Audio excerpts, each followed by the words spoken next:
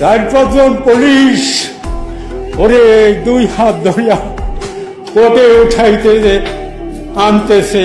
আমি দৌড়াইয়া গিয়া ওই দরজার সামনে, কোর্টের দরজার সামনে গিয়া গায়ে হাত দিয়েছি।